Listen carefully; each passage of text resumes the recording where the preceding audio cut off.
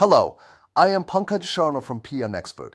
In this video, we will learn the basics of the Model Context Protocol, also called MCP. Let's begin with the big idea. MCP is an open standard that lets an AI model connect to external tools and data in a safe and consistent way. A helpful analogy is a universal plug, one plug that works everywhere, instead of making a different wire for every tool. Now, let's see the basic workflow. The user asks a question. The AI thinks. The MCP client sends a request.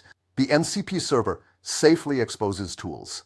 The tools return data, and the AI gives the final answer. Let's break down the core components.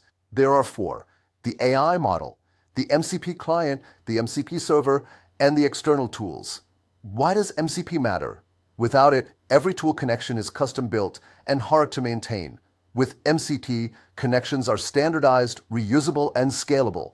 Here are real-world examples.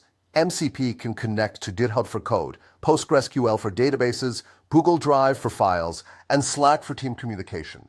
Let's summarize. MCP is a standard that lets AI talk to tools safely and consistently. It saves time, reduces custom work, and makes AI systems more powerful.